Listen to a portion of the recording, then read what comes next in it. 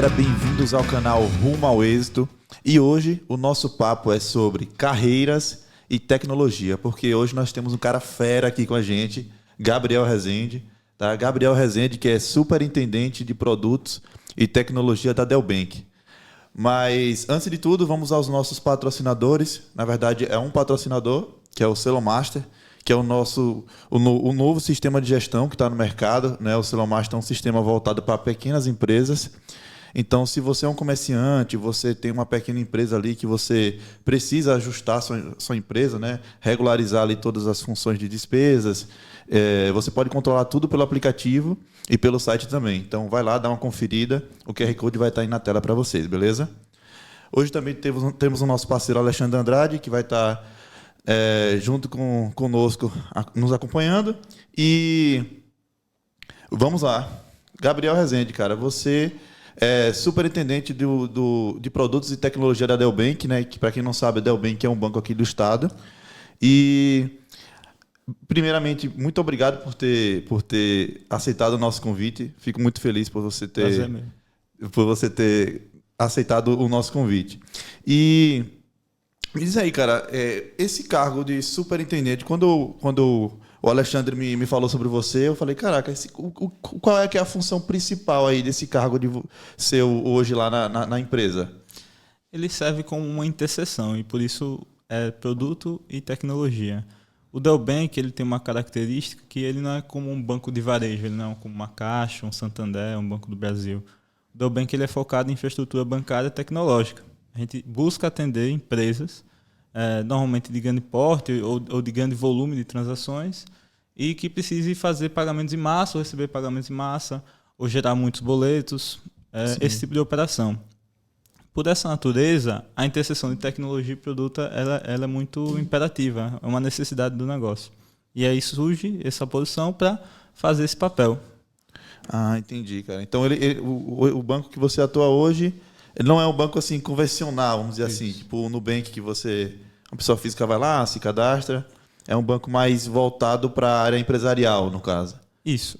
Não necessariamente empresarial, mas para ser o motor de outras instituições. Então, por exemplo, no Nubank, se ele quisesse, ele poderia usar a infraestrutura do Delbank para operacionalizar uma parte do negócio dele ou todo o negócio dele.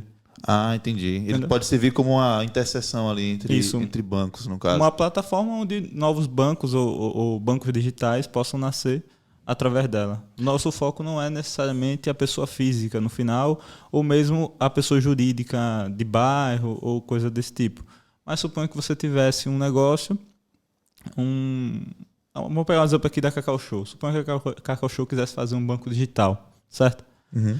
Ela não estaria propensa a fazer todo o processo homologatório no Banco Central, que é um processo trabalhoso, demorado, custoso, só para fazer um teste, para saber se vai dar certo com o mercado dela. Ela poderia usar a infraestrutura de um banco como o Delbank, que é um Bank as a Service. Ah, entendeu? Entendi, cara. Então, se eu quiser montar um banco hoje, eu posso contratar. Sim. Entendi, cara. Legal. Exato. E aí, como é que surgiu assim? Você já chegou na Delbank com esse título? Ou você avançou lá? Como é que iniciou sua história aí na sua carreira? É engraçado porque eu cheguei na Delbank meio que por acaso. O Alexandre, cheguei através do Alexandre. E inicialmente a posição era mais uma consultoria ali que está sendo prestada. Porque eu tinha um tempo livre naquela época. E acabou que eu fui pegando cada vez mais atribuições, não só de tecnologia, nas reuniões onde a tecnologia era parte, eu acabava dando dicas e pontuando minha visão em outras áreas, e acabou que isso foi reconhecido e eu passei a ter um escopo de atuação maior do que o inicial. Entendi. Você começou como desenvolvedor, né? Você disse que você começou a sua carreira inicial mesmo foi como desenvolvedor? Sim. Eu me considero desenvolvedor até hoje, e desenvolvo até hoje, graças a Deus. Eu comecei lá atrás, a minha carreira como desenvolvedor no âmbito profissional mesmo, ela começa na minha época do Senai. Eu entrei no Senai em 2015 e saí de lá em 2017. E durante esse período eu fiz o curso técnico integrado ao ensino básico, né, o ensino médio. Então, de manhã eu fazia o curso de TI e de tarde o ensino regular. Lá eu já comecei a ver programação cara a cara, vamos colocar assim, Sim. e a desenvolver na prática. Eu tinha um professor, Reginaldo Santana, ele tinha uma empresa chamada Mage. E lá naquela época eu já comecei a estagiar meio que informalmente e pegar projetos e vendo a realidade. Já pondo a mão na massa ali, né? Exatamente. Entendi. Então ali foi um momento crucial no começo da minha carreira como desenvolvedor, que prossegue até hoje. Entendi. Aí depois de lá você começou a trabalhar... assim, depois dele você começou a trabalhar em outros lugares? Ou Sim. como desenvolvedor mesmo? Ou você já tinha aquele instinto de... cara, isso aqui, um instinto de liderança, vamos dizer assim. Ou você começou eu mesmo... acho que não estava óbvio para mim naquela época.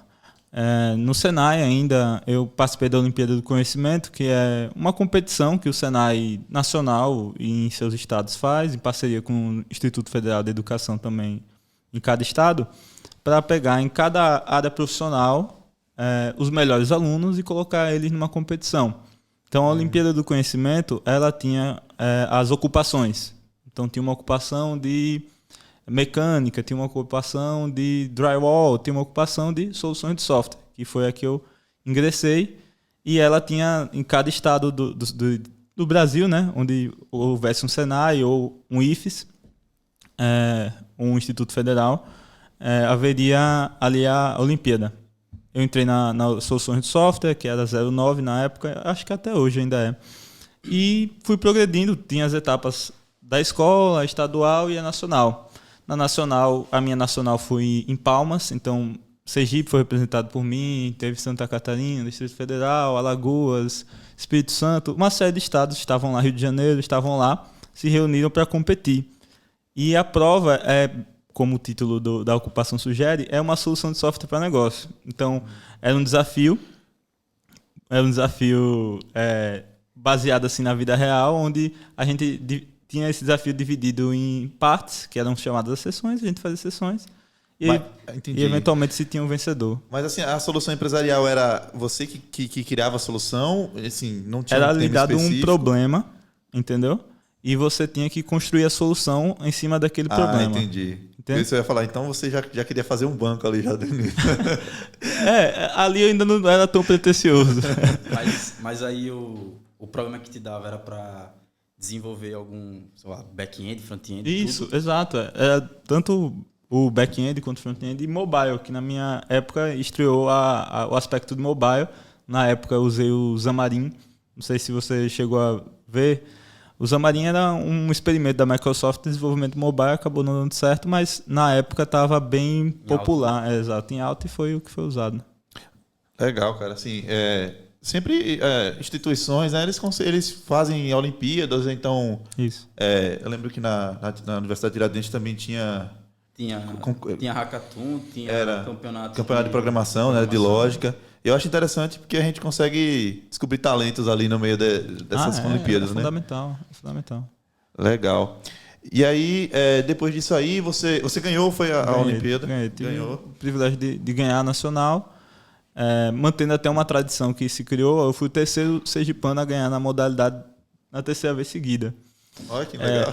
Que foi tanto um privilégio, um orgulho e uma pressão, porque eu ficava pensando, caramba, eu vou e sou o terceiro a perder. Entendeu? Os dois anteriores ganharam, o terceiro vai e perde. Foi obrigado a ganhar, né? Tinha ainda esse tempero de pressão, mas graças a Deus deu tudo certo. Legal, cara. Aí depois das Olimpíadas, assim, você já foi para a área de banco mesmo ou você ainda começou a trabalhar em outros lugares? Depois da Olimpíada, eu comecei um estágio na Procuradoria-Geral do Estado de Sergipe. E esse estágio ele era só pela manhã, então tinha um certo tempo livre, era de 7 às 11, salvo engano. Então tinha o começo da tarde e a tarde e parte da noite livre. E acabei que entrando concomitantemente numa empresa chamada Cajutec, como desenvolvedor. E lá a gente fazia um sistema chamado Cultivita, um sistema de gestão agrícola. E lá foi, junto com a Procuradoria, o espaço onde eu pude colocar na prática, que eu já estava estudando e treinando, tanto no Senai quanto na Olimpíada. Entendi. Aí você ficou conciliando os dois aí. Sim. Era uma rotina bem caótica, puxada, né? Na época, porque eu saía às 11 e pouca da Procuradoria, ia para Cajutec e ficava lá até 19, 20 horas da noite programando. Legal. Esse órgão que você falou é um órgão público, né? Isso, exatamente. Você vê alguma diferença, assim, vamos supor assim, na gestão de um órgão público para um órgão particular? Você acha que é mais organizado? Funciona? Funciona à sua maneira, né? Diferença tem muita. O órgão privado, a instituição privada, ela é orientada a lucro, a maioria delas, e você tem metas, prazos, objetivos. No Estado, idealmente, você também vai ter metas, prazos e objetivos, mas ela não vai ter a orientação a lucro, não vai ter a concorrência. A Procuradoria não tem uma procuradoria concorrente que você tem que se preocupar, pô, a concorrência está fazendo isso, vamos... Não, entendi. Mas, de toda forma, você busca dar seu melhor, seja no público ou no privado. Foi isso que foi feito. Entendi. Eu pergunto assim porque, por exemplo, alguns aplicativos, por exemplo, entrando na área de aplicativos, de órgãos públicos, você vê que não é aquela mesma qualidade de um software empresarial, por exemplo, né? Sim, sem dúvida. Você quer falar algum exemplo de alguma Não. Tem algum aí que você quer fazer uma crítica? Legal. Mas aí, pelo que você já passou dessa área aí, desse órgão público e do privado. Eu lembro uma vez que eu participei de uma palestra na época da faculdade e meio que tinha um palestrante que comentou que saiu desse mundo público para o mundo privado e era concursado. E aí tinha meia dúzia lá de uns colegas meus que meio que achou ruim, né? Porque a gente sempre aprende a estudar, passar no concurso e morrer ali concursado. Sim. Aí, diante desse aspecto, você orientaria a pessoa a seguir qual caminho assim? Na minha área, a de TI, né, desenvolvimento de software, com certeza o privado. O céu não é o limite. No público tem esse problema da estagnação, tem um teto estabelecido, você acaba que está sempre limitado por isso. E isso serve de maneira a piorar o serviço, porque desincentiva aqueles profissionais que estão ali. Entende? Há iniciativas em algum estado ou outro de ter a TI sendo uma coisa mais como se fosse orientada a regras do mercado, entende? Ou seja, não ter concurso público para TI ou coisa do tipo. Eu vejo sentido nisso, mas de toda forma, para o desenvolvedor individual que está iniciando, a carreira privada, sem dúvida, vai ser melhor, entende? Especialmente ultimamente, a gente teve o boom na TI, salários aí vultuosos, que nunca o desenvolvedor encontraria isso numa carreira do Estado. Então, sob esse ponto de vista, com certeza a carreira privada. Legal, cara. E aí, a gente vai até entrar nesse tópico que você falou, né? Porque assim, na época da pandemia que deu aquele boom, né? Mas antes disso, eu queria, assim, você trabalhou também no Banese, não foi? Sim. Como desenvolvedor lá também? Foi Isso, eu trabalhei alocado no Banese e comecei no time de arquitetura de software. Foi o primeiro banco que você trabalhou? Foi o primeiro contato com o sistema financeiro. E lá foi uma verdadeira graduação, pós-graduação. Foi uma experiência muito gratificante. Os desafios lá eram, como o nome sugere, desafiadores. E a gente levava muito a sério. Eu tinha um chefe que ele era rigoroso, mas também ensinava de maneira sem igual. Aprendi com ele, Marcos Vinícius, a ser um profissional que sou hoje. Muito do que sou hoje, aprendi com todos os meus chefes, na verdade. Não é puxando sardinha para eles, não, mas eu gosto de sempre buscar... Foi um marco, né? É isso, foi um marco, sem dúvida. Existia 2 Gabriéis, um antes e o depois. E tanto técnico quanto profissional, ele sempre foi esse exemplo.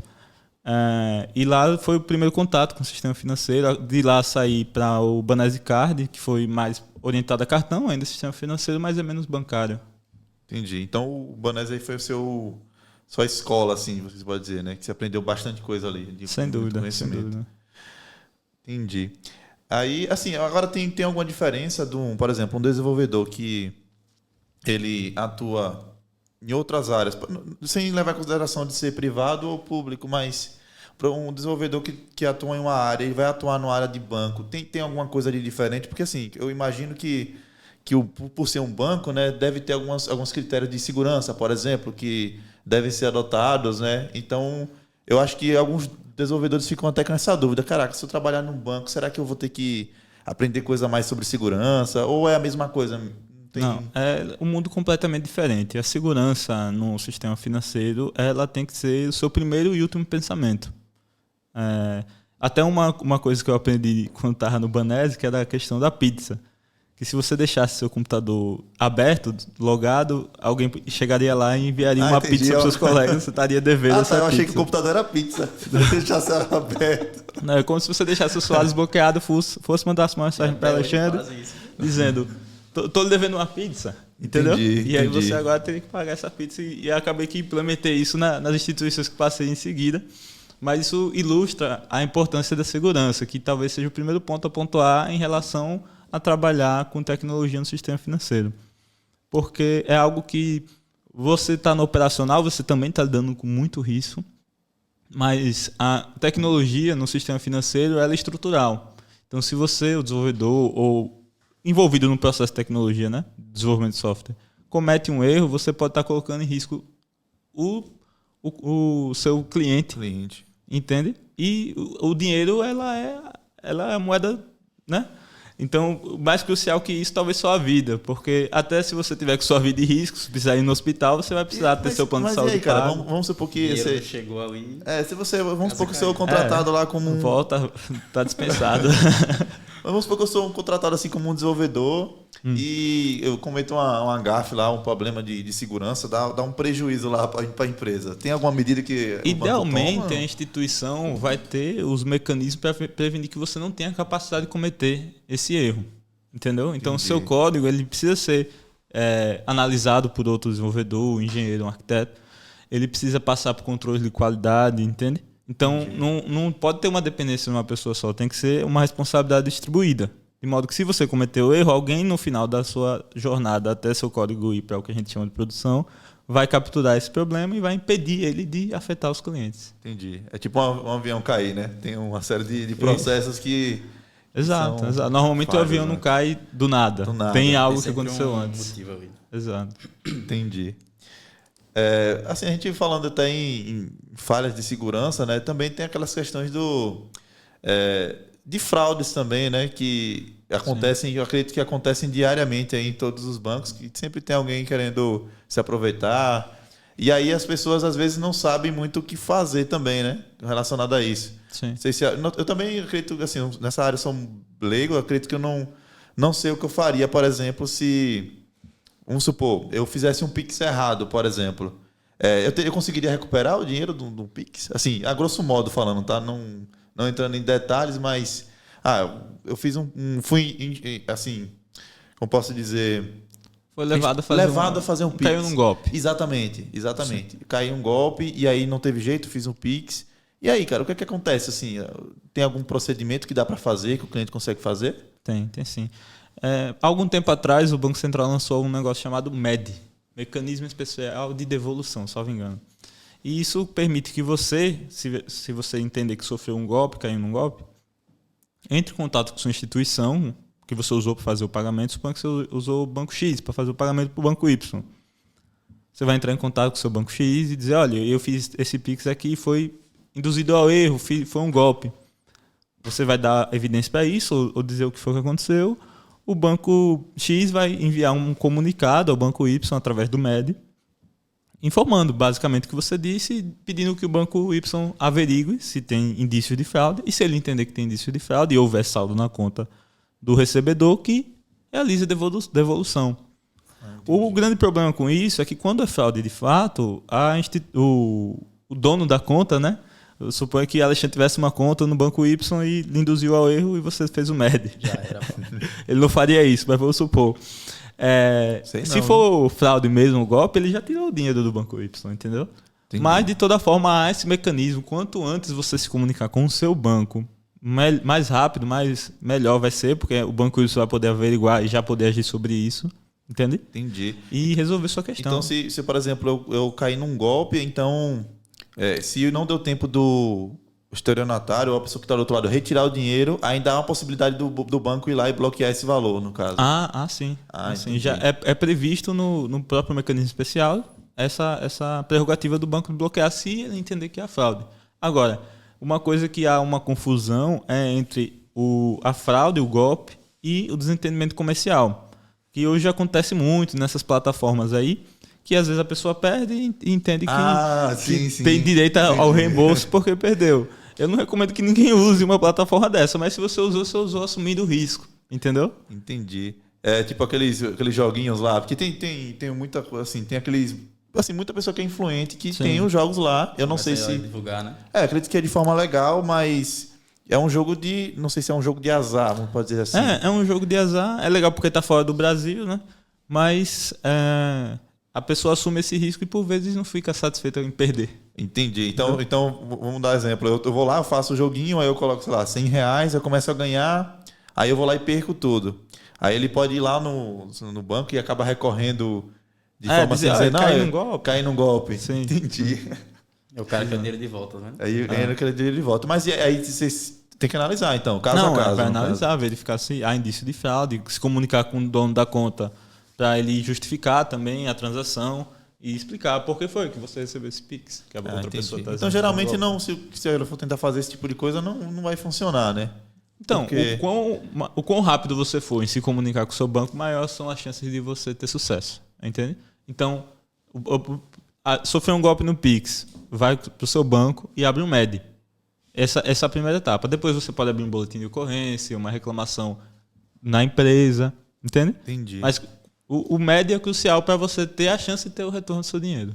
Essa é a lição. E a outra orientação é você olhar para quem está fazendo Pix, né? Se você acha que a plataforma vai perder para você precisa repensar assim, seus conceitos. Realmente tem coisa que é assim, mas assim, tem gente que cai em golpes bem simples, né? Assim, por exemplo, a ingenuidade. Tipo, demais. Deposita aqui R$10 que você vai ganhar 100. Aí a pessoa deposita e ganha, né? Aí, não, deposite mais um pouquinho agora. Aí quando chega num valor X, aí a pessoa vai e perde. Exato. Então, emprego por WhatsApp, aquele negócio, não, meio período você vai ganhar de R$1.000 a R$3.000 por dia.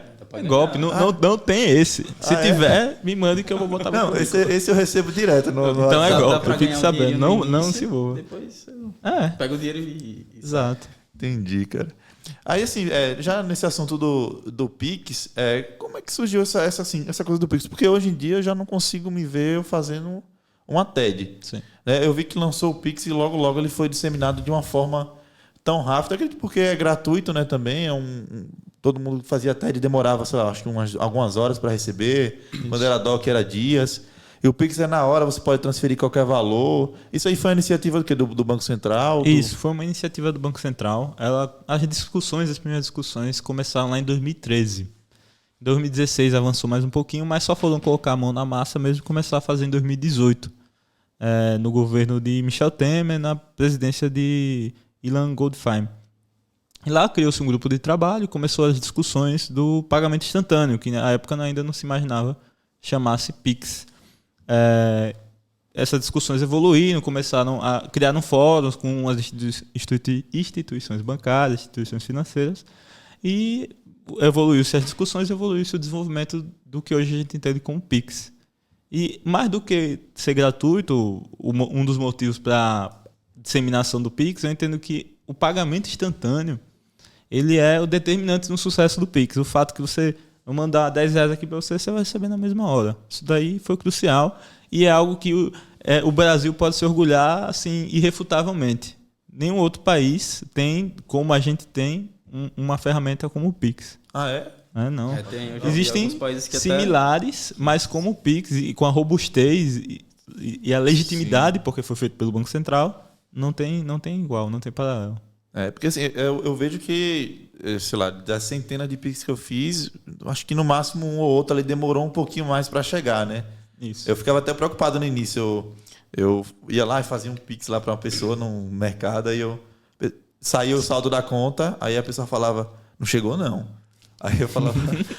Ela já devia ficar pensando, será que ele tá querendo me dar o golpe? Aí eu já gelava o coração aqui, né? Aí depois de um minutinho ela... Não, chegou. Sim. Aí até hoje nunca tive problema, não. Assim, também não vejo pessoas tendo problema relacionado a isso, até porque deve ser um mecanismo aí... no começo era mais comum esse tipo de problema, de você mandar, esperar ainda alguns minutos. A própria regulação prevê que se seu Pix for suspeito, salvo engano, 30 minutos a 2 horas pode ser utilizado para averiguar, mas a esmagadora maioria é processada instantaneamente. Legal, cara. E você acha que... Porque assim, o Pix ele é gratuito, né? Isso. Entre aspas. Para pessoa física. Para pessoa física? Tá. Exato. Você acha que pode acontecer de em algum momento ele ser taxado? Ou você acha que é uma coisa muito difícil? As pessoas... Porque assim, se começar a ser taxado, sabe que o brasileiro como é, né? Sim. Ele vai procurar outra alternativa de fazer o Pix dele ali sem a cobrança. Então, talvez ele possa até voltar para a TED.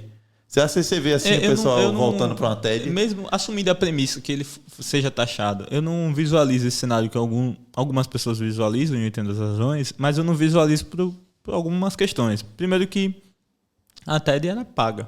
A gente pagava a TED dependendo da sua instituição. Eu me recordo, o último valor que eu paguei uma TED deve ter sido R$10. Entendeu? Então, você ser cobrado, você voltar para a TED, eu já acho improvável. Tem o valor da TED, tem a demora da TED. Entendeu? E tem a forma de você fazer uma TED, porque você não faz uma TED com uma chave. Você vai dizer, não, me diga seu nome, seu CPF, o número de sua agência, o número de sua conta. Entende?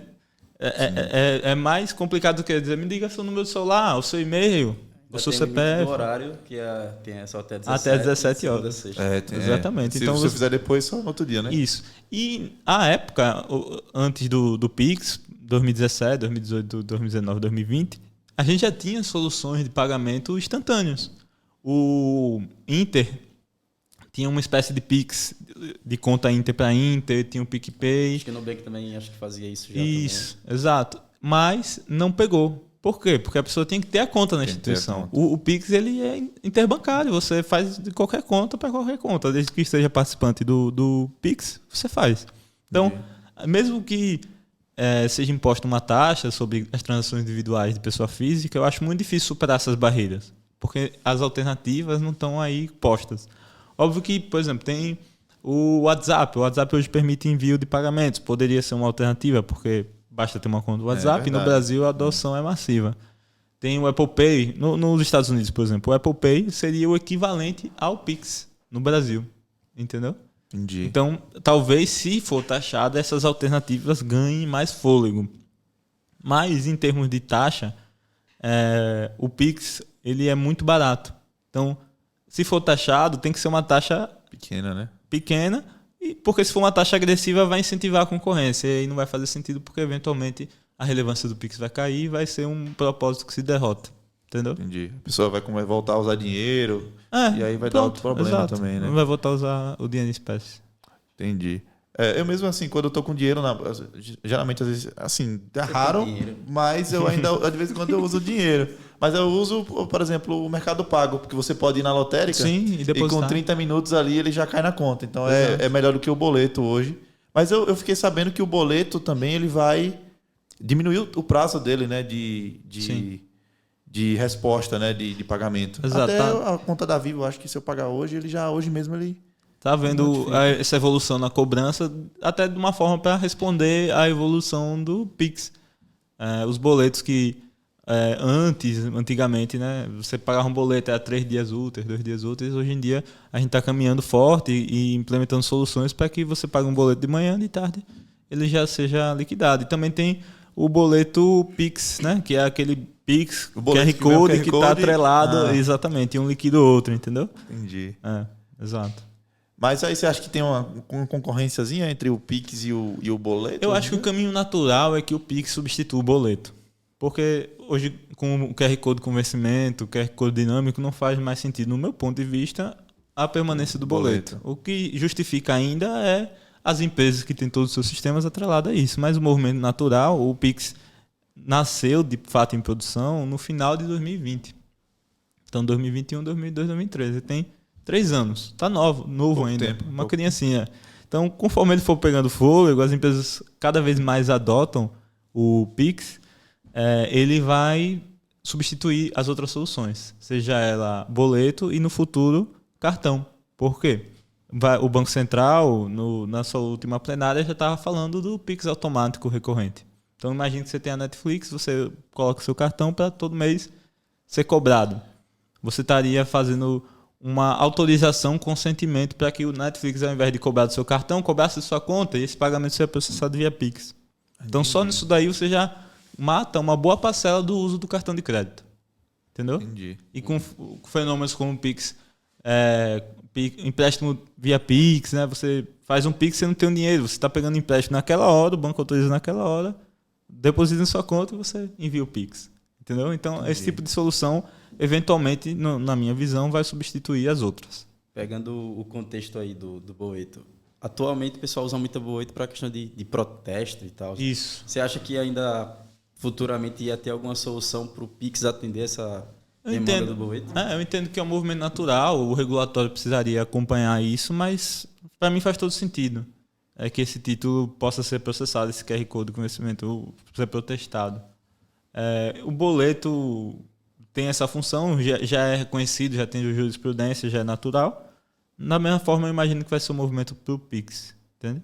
E aí vai ser mais um passo para afirmar a dominância dele no mercado brasileiro e além.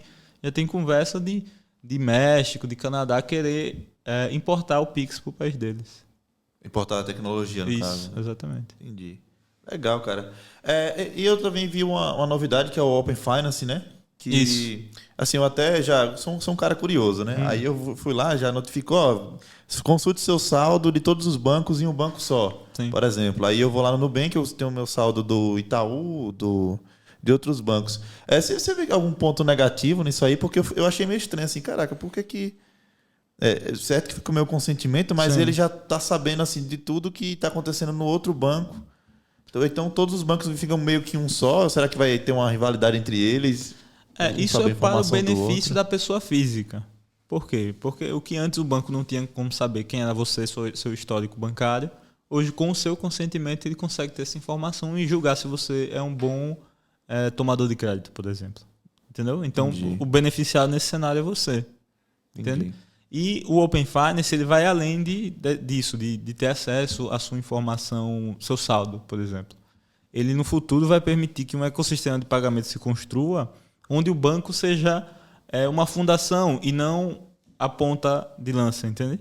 Então você vai ter instituições que não vão ser de natureza bancária ou financeira, que vão estar atuando com seus dados bancários e movimentando eventualmente sua conta, óbvio que com o seu consentimento. Entendeu? Entendi. A ideia do Open Finance é liberar o dado que é seu, a informação que é sua, para que você use e a movimente como bem entender. Uma referência a isso é que antigamente eu tenho uma pessoa na família que ela sempre me orientou a abrir uma conta na Caixa. Sim. Aí eu sempre me perguntei por quê. Ela, não, porque se você fizer muito movimento na Caixa, se você quiser comprar alguma coisa, você vai conseguir provar para todos os bancos que você tem um movimento X na Caixa. Isso. Então ela sempre pediu para abrir conta lá. Eu nunca gostei da Caixa. Então, entendi. Porque em vez de você estar ali enviando um comprovante de renda, toda aquela burocracia, o banco ele só pode pedir ao outro. Com consentimento, ele conseguiria saber com alguns segundos quem é você em termos financeiros e bancários. Entendi. Isso parece meio perigoso, né? Mas lembre-se, é com seu consentimento. Entendeu? Então, se você não quiser consentir, não É igual você não ia levar também suas informações se fosse algo empréstimo? Sim, exato, sim, dizer sim. aqui, traga aqui seu extrato bancário dos últimos 6 meses. Você iria no seu banco e imprimiria. Entendeu? Entendi. Então, para facilitar a sua vida, ele ia pedir seu consentimento digitalmente, você ia autorizar, ele ia ter essa informação e fazer o julgamento dele. Entendeu? Entendi. Não, legal, cara. Legal. Muita evolução aí na parte bancária nos últimos anos, né? Sim, sem dúvida, sem dúvida. E a trajetória é positiva, a gente só está caminhando nessa direção, graças a Deus. Legal. E aí, voltando àquele tema lá do que você falou do mercado, né? Do mercado de TI, que teve assim, na época da pandemia, deu aquele boom, né? Eu lembro que a gente já estava atuando na área, mas a gente viu assim, muitos desenvolvedores novos chegando, né? E surgiu até meme, tudo que o dev, sei lá, entrava, fazia um curso lá de 3 meses e saía ganhando 10 mil reais. Sim. Né? Muita gente começou a vender até curso, né, disso aí. O que é que você acha assim, que dá mesmo para fazer isso? Ou é uma coisa assim que não existe? Eu acho ousado. É possível, mas a premissa é que a pessoa teria que ter uma dedicação que a maioria de nós não tem. Entende? Então eu acho ousado, acho improvável. O meu chefe no Bandesvini, ele dizia assim, quando a maré alta se torna baixa, a gente vê quem está nadando pelado. Então o mercado de TI meio que está passando por isso agora. Lá nos Estados Unidos, muito dessas big techs estão fazendo os layoffs, né? Deixando o trabalhador e demitindo eles. Aqui no Brasil também tem um efeito similar, especialmente nessas startups que pegaram muito investimento de capital de risco, investimento de startup, né? Venture capital. Então, eu acho que a gente está vendo uma arrefecida nessa onda. Acaba que o que antes as empresas estavam, e por conta da pandemia, oferecendo uma série de empregos remotos, hoje já está diminuindo, já está tendo uma iniciativa de trabalho híbrido, que Sim. um dia no escritório, 4 dias em casa, 2 dias no escritório, 3 dias em casa. Então, Você acha que é legal essa dinâmica do híbrido? o cara tá ali pelo menos 2 dias ali na empresa, você acha que um full remoto ali não teria problema também? eu não vejo problema em nenhum dos cenários. Eu, pessoalmente, prefiro presencial, mas a importância de, pelo menos, alguns dias na empresa é para criar essa conexão física aqui. A gente, por exemplo, poderia estar tendo essa conversa via Meet, mas aí seria um sinal ruim, um vídeo deixando a desejar, entendeu? Festa de final de ano via Meet, né? Não tem muita graça, né? E acaba que, para o desenvolvedor que está começando, ele começar remoto é para prejuízo dele. Para o desenvolvedor que já é pleno, sênior, ele já tem essa independência e não precisa muito dos seus colegas. E já tem o conhecimento da regra do negócio, da empresa. O júnior, ele está começando ali. Ele precisa, às vezes, sentar do lado do sênior, entende? Ver ele fazendo, ou o sênior ir na mesa dele e acompanhar, ajudar. Então, essas experiências, o desenvolvedor que só sabe o que é remoto acaba perdendo a prejuízo próprio, porque vai vir o desenvolvedor e talvez um desenvolvedor mais experiente e vai ser mais capaz de fazer o trabalho dele. Entendeu? Entendi. Então, para essa pessoa, eu, no lugar dela, estaria querendo mais ainda o presencial. Presencial, né? Isso, sem dúvida. E aí você acha que... porque assim, teve aquela história de que ia ter uma bolha, que a bolha vai estourar dos desenvolvedores, que vários desenvolvedores iam ser demitidos. Você acha que realmente vai acontecer um momento assim que vai ficar... Eu acho difícil, porque a gente já teve momentos aí de instabilidade, de redução, como a gente tem visto, mas estourar é um pouco mais dramático. A gente tem essa imagem de tipo... Vai demitir uma galera. Vai demitir todo mundo. 50% dos desenvolvedores são demitidos, entendeu? Mas é muito difícil, especialmente em países como o Brasil, que a gente... Óbvio que tem um número severo de trabalhadores de TI PJ, mas mesmo o PJ tem um contrato, entendeu? Você não pode romper assim, senão você vai pagar uma multa. Então, mas não só por questões contratuais, como pela natureza do mercado brasileiro. Diferente dos Estados Unidos, que tem muito esse capital de risco, de investimento em startup, aqui é menor. Então, a dependência dessas empresas em dinheiro dos outros é menor. Quando essas startups nascem, ela nasce ou com dinheiro dos sócios, ou com algum investidor anjo assim, que tem aquele dinheiro para perder e não está suscetível à volatilidade, ao movimento do mercado, entendeu? Sim, entendi. Então, essa natureza do mercado brasileiro torna um pouquinho mais resiliente para os trabalhadores de TI.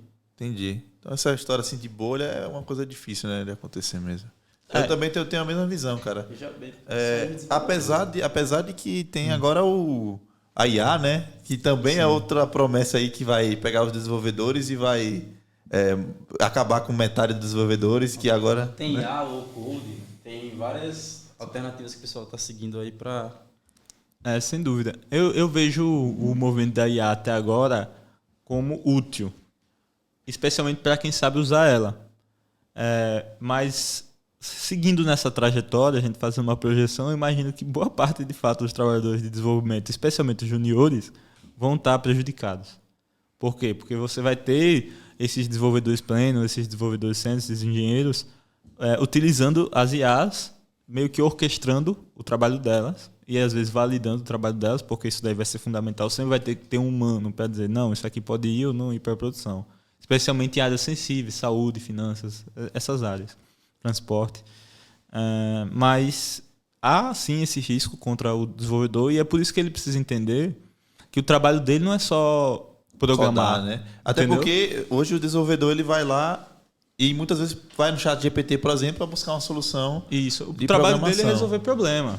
Entende? Então, quanto antes ele entender isso, mais rápido ele vai estar protegendo sua existência no mercado de trabalho. Eu vi um post lá, que eu sempre gosto de ler os comentários do post, não sei porquê. Sim. Mas aí o cara comentou assim, o PO, né, que para quem não conhece é o Product Owner, né, que ele define as tarefas para o desenvolvedor.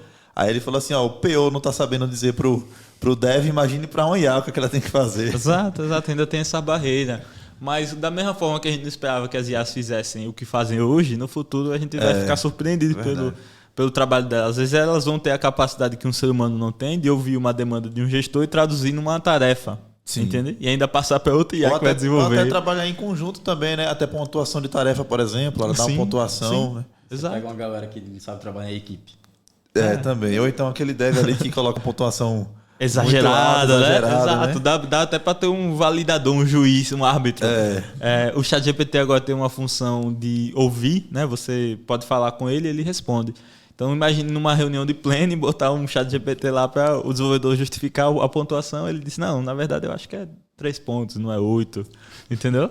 Entendi.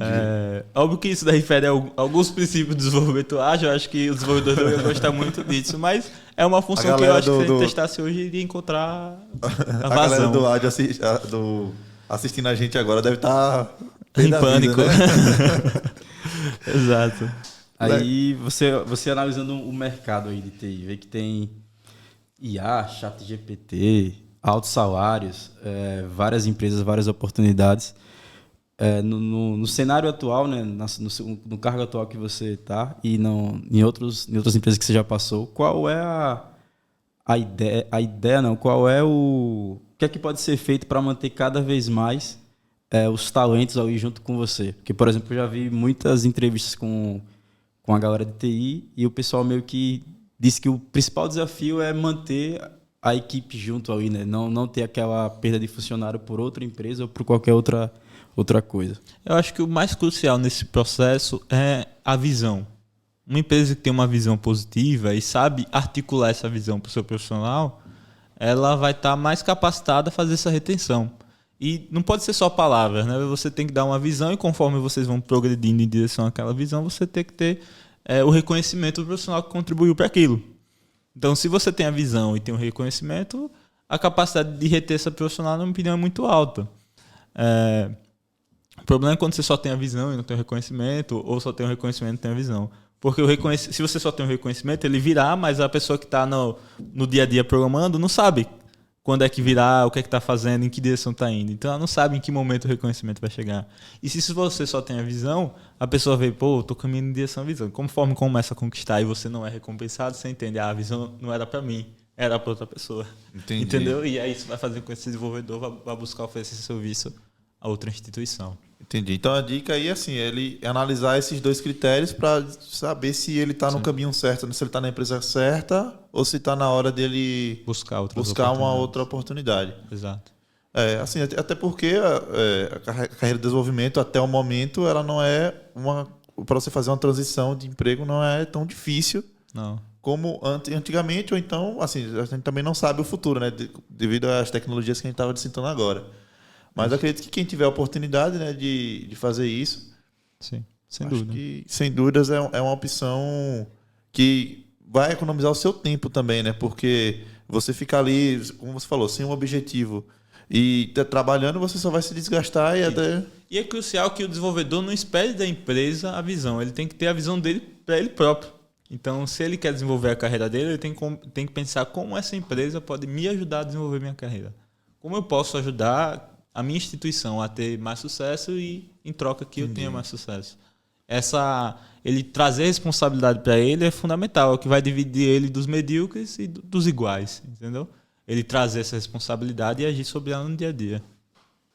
Entendi. Legal, cara. E aí, já entrando assim no assunto de carreira, né? Continuando no assunto de carreira, você sabe outro idioma além do português? Sim, eu sei o inglês e eu tô, acho que no meu dia 83 no Duolingo do mandarim. É uma mandarim? Língua, exatamente. Que eu tenho... Por que mandarim, cara? Então, por conta do meu trabalho, eu acabo lidando com alguns profissionais que são chineses. Não, você vai lá, não é? Algo próximo disso. Você vai entender isso aí. Os caras devem falar inglês também, né? Provavelmente. Sim. Boa parte deles falam inglês, mas eu tenho observado que a China hoje, tanto em tecnologia quanto economicamente, ela tem crescido e não reconhecer esse crescimento é pura burrice. Então, eu já tenho inglês, que é quase que um idioma universal e, para mim, vital para qualquer desenvolvedor. E aí, estou caminhando agora para o mandarim. Legal. E na próxima vez a gente faz um podcast aqui em mandarim.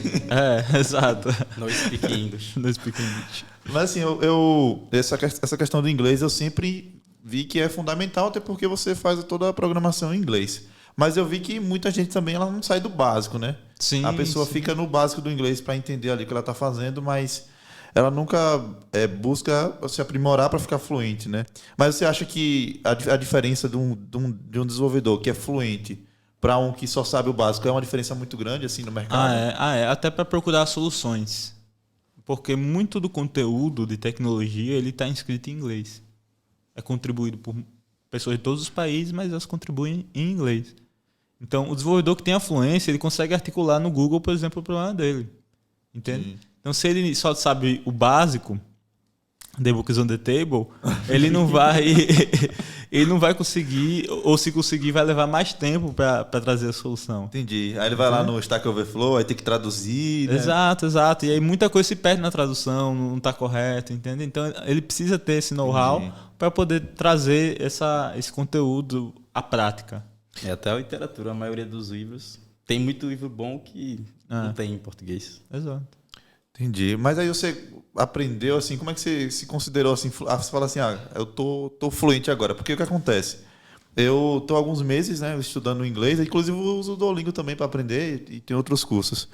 E eu vejo que não é uma coisa que fala assim, agora eu aprendi, né? Sim. É uma coisa que vai meio que no subconsciente. Por exemplo, às vezes eu estou fazendo alguma coisa, eu vejo uma frase em inglês, eu não preciso mais fazer aquela tradução na minha cabeça, Isso. sabe? Eu já consigo ler como se fosse em português. E aí eu percebi que não tem, né, esse negócio de, agora eu estou fluente. Então você sempre vai aprimorando, eu acho né? que você pode entender, talvez, a fluência no momento que você começa a pensar em inglês. Óbvio que, em termos técnicos, a fluência não vai ser isso. Vai ser a sua capacidade de ler, compreender, escrever e falar de maneira sem muitos embargos na sua fala, na sua escrita, na sua leitura. Mas o meu processo de aprendizagem ele foi pouco ortodoxo. Não foi muito ortodoxo. Por que eu digo isso? Porque eu não fui numa FISC, numa empresa assim de idiomas, nem mesmo no Duolingo. Uma coisa que me ajudou muito no meu inglês lá atrás era os jogos. Tibia, por exemplo. Que era um jogo que tinha muito texto e era texto em inglês. Então você precisava traduzir para entender o que é que você estava fazendo no jogo, onde é que você estava indo no jogo. Eu sempre mangava do pessoal de Tibia. E era... Desculpem. Tá vendo aí a vingança? O jogo virou, né? O jogo virou. Enfim. E aí, por conta disso, eu comecei a ter contato com essas palavras em inglês e consegui, aos poucos, ir fazendo associação. Mas não foi um processo fluido. Apesar do contato com o Tibia, esse contato com essas palavras em inglês, eu ainda não estava nem próximo de me considerar fluente. Eu conseguia entender algumas palavras, next, close, entendeu? Door, house. Sim. Mas de entender uma sentença completa ou alguma música, por exemplo, estava longe disso. Foi um processo para e passo, né? Mas que acabou que cheguei num momento que hoje em dia eu posso me considerar fluente justamente por preencher os requisitos de compreender, escrever, ler, falar. Entendi. Mas foi pela necessidade, assim, você viu que... Por exemplo, você estava precisando conversar com alguém, não tinha jeito, ou você já tinha na sua cabeça que você tinha que aprender, que um momento você ia precisar? Eu diria que foi mais pela necessidade, não de conversar. Eu gostava de uma série chamada House of Cards. Ainda gosto. E naquela época eu não tinha acesso à Netflix e acessava sites alternativos para consumir o conteúdo do House of Cards. E esses sites ele não tinha a legenda. E aí a série é sobre política, é muita conversa. E é entendeu? um assunto bem específico ainda, não é um diálogo comum, né? Isso, exato. Mas uma coisa que crianças, por exemplo, bebês fazem, eles fazem inferências. Então você está aqui, isso é um glass. Aí ele vê que você está falando glass, segurando um copo, e vai entender que você vai associar, entendeu? Então, muito com essa técnica foi que eu aprendi e dei um salto no meu inglês, porque meio que fui forçado a assistir sem legenda e sem dublagem, porque não era publicado, eu não estava pegando da fonte, né, da Netflix, que tinha esse serviço. E com isso eu acabei dando esse salto no inglês e conforme você vai juntando umas peças, é como um quebra-cabeça, entende? Sim. Quanto mais peças você colocou, mais fácil tá você de finalizar. Mais informação vai chegando ali. Melhor você consegue inferir qual peça se encaixa onde, entendeu? Entendi. Então, fica a dica, né? Tíbia e House of Cards. eu, assim, sinceramente, eu acho que não teria, se eu fosse pegar um filme, eu não teria essa paciência de era muito gosto para poder suportar. Para poder assistir. Eu acho que eu já tô ficando velho. Na época era mais novo, talvez a elasticidade do meu cérebro tivesse mais favorável a esse tipo de aprendizagem. Antigamente, eu vejo até que eu programava mais, eu ficava, sei lá, até 4 ou 5 horas da manhã, você vê o sol nascendo, você lá programando, né? E hoje em dia já não dá umas 12 horas eu já vou dormir. Já tô bom, né? Pois Aí, por exemplo, provavelmente 90% do seu diálogo diário ou até quase 100% é português. Como é que você mantém essa fluência? Eu não sei como é que seria isso, né? Se a pessoa esquece manter a fluência é fundamental. Você esquece de fato. Às vezes acontece até o contrário. Eu esqueço palavras em português e lembro ela em inglês. Aí eu faço a pesquisa para saber qual é a equivalência. Mas eu imagino que a forma como eu mantenho assim vivo é consumindo conteúdo em inglês. Então, se eu pegar meu YouTube aqui, ele vai estar todo em inglês. Eu consumo muito pouco conteúdo nacional. Justamente da mesma forma que em TI, quando você sabe inglês, você tem acesso a um universo muito maior. Quando você sabe inglês, além do conteúdo de TI, você tem acesso ao conteúdo sobre tudo. Qualquer coisa que você queira aprender, qualquer curiosidade que você tenha, você vai ter um conteúdo muito melhor e maior em inglês. Não por uma questão de deficiência nacional, não, porque simplesmente você tem uma quantidade maior. O seu pool de usuários, o seu universo na estatística, né, é maior, então a chance de você ter um conteúdo melhor e mais efetivo é maior. Sim. Entendeu?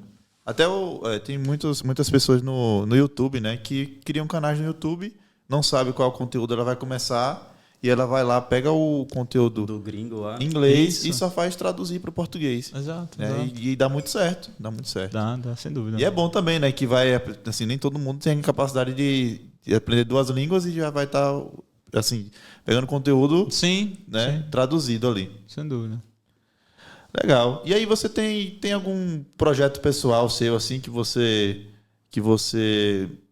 colocou para frente? Porque eu estava conversando com o Alexandre e você disse que ele disse que você iniciou um projeto chamado Projeto Arca. Projeto Arca, isso aí. Instituto Arca. A ideia dele é fornecer educação tecnológica.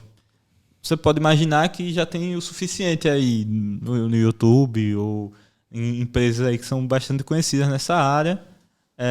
E eu vou concordar com você, mas na minha visão, elas acabam fornecendo mais do mesmo. E é isso que a Arca não quer fazer.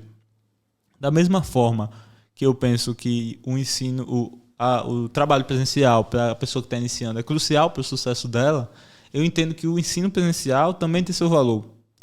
E a Arca oferece, especialmente em Sergipe, que tem uma deficiência assim, brutal, é um poço tecnológico, lamentavelmente, ela oferece educação presencial.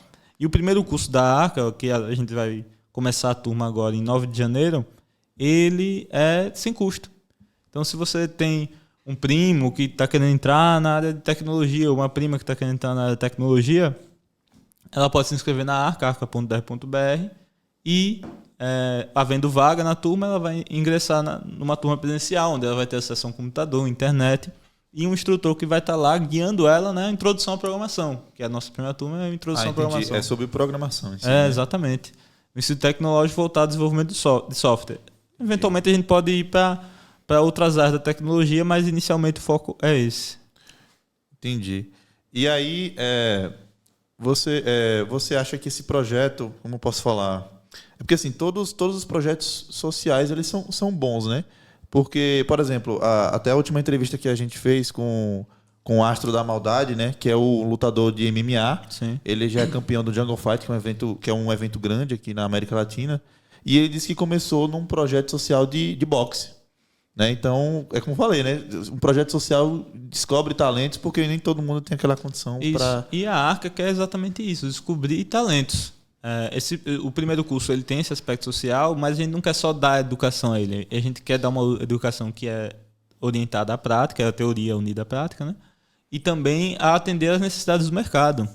Para não ser aquele programador que acha que a função dele é programar. Entendeu? Para ser um programador que acha que a função dele é resolver problema. Sim. E aí a Arca tem a Arca Friends, que são parcerias que a Arca faz com empresas, não necessariamente de software, mas que tem essa dependência de programadores e pessoal de TI, de modo que o profissional, quando sai da Arca, já sai, olha, tem aqui esse universo de empresas que já conhece a Arca, já tem parceria com a Arca e que estaria mais do que disposto a ouvir você, receber seu currículo e saber por que você seria útil para eles. Entende? Entendi. Então, essa integração da Arca com o mercado é crucial. É talvez um dos melhores diferenciais da Arca, é justamente isso, de ter esse funil que despeja esse profissional, entrega esse profissional ao mercado de trabalho. E por ter esse objetivo... Da forma correta, né? Da forma correta, exatamente. Porque se a gente tem esse objetivo, as empresas vão querer que a gente entregue um profissional que resolva o problema dela. Entendeu? Então, maior é a pressão e maior é a nossa dedicação a fazer essa educação ser nesse sentido.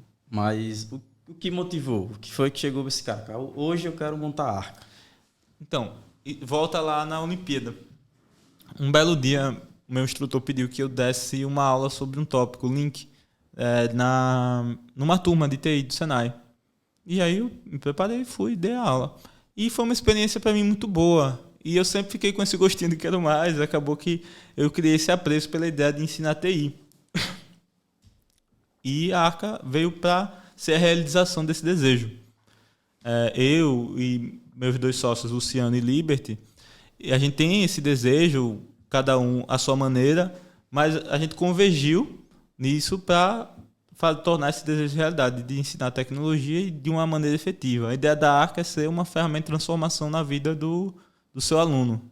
Entendeu? O mais legal de tudo é que gratuito, né? Isso, o primeiro curso, Introdução à Programação, vai ser sempre totalmente gratuito. Exato. Então, aberto para qualquer pessoa de Aracaju? Qualquer pessoa de Aracaju. Aí, pessoal, então vocês que Se são de Aracaju... aí, arca.dev.br. arca.dev.br, né? Exato. Beleza, vou botar o link na descrição do vídeo aí também. Perfeito. E aí, assim, você...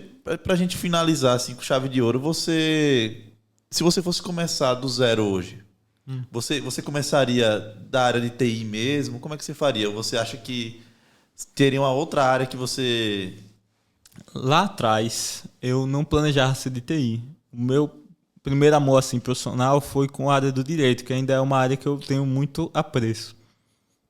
Mas o que aconteceu foi que no meio do caminho eu encontrei TI e me apaixonei. Até hoje eu gosto do direito, mas minha paixão verdadeira é TI, justamente porque ela me dá a capacidade de resolver problema.